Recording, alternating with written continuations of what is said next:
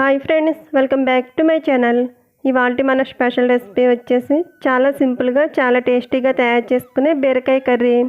First బీరకాయ curry తయారు చేసుకోవడానికి బీరకాయలు తీసుకుని శుభ్రంగా కడిగిన తర్వాత పీలర్తో పైన తొక్క చెక్కు తీసుకుని ఈ సైజులో ముక్కలు కట్ చేసుకోవాలి. అలాగే చిన్న ఉల్లిపాయ తీసుకుని చిన్న ముక్కలుగా కట్ చేసుకోవాలి.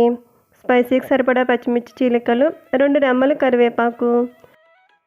ఇప్పుడు బీరకాయ కర్రీలో వేసుకోవడానికి పొడి తయారు చేసుకోవడానికి చిన్న మిక్సీ జార్ తీసుకుని అందులో పచ్చి కొబ్బరి ముక్కలు వేసుకోవాలి.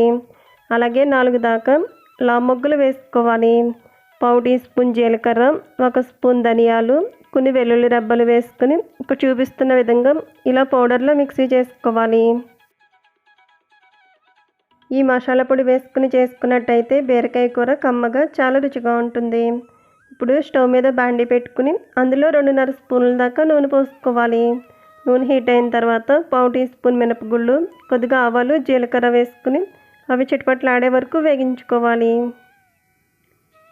ఇవి ఇలా వేగుతున్నప్పుడు ఇందులో సన్నగా కట్ చేసుకున్న ఉల్లిపాయ ముక్కలు, హాఫ్గా కట్ చేసుకున్న పచ్చిమిరపకాయ ముక్కలు, 2 రెమ్మలు కరివేపాకు వేసుకుని వేగించుకోవాలి. చూపిస్తున్న విధంగా ఉల్లిపాయ ముక్కలు ఇలా వేగిన తర్వాత ఇందులో 1/4 టీ స్పూన్ పసుపు, రుచికి సరిపడా సాల్ట్ యాడ్ చేసుకోవాలి. అలాగే స్పైసీకి సరిపడా కారం కూడా వేసుకుని ముందుగా కట్ చేసి పెట్టుకున్న బీరకాయ ముక్కలను కూడా వేసుకుని ఒకసారి కలుపుకుని ఆయిల్లో బాగా మగ్గించుకోవాలి. ఈ కర్రీకి బీరకాయ ముక్కల్ని ఈ సైజులో కట్ చేసుకుంటేనే బాగుంటుంది.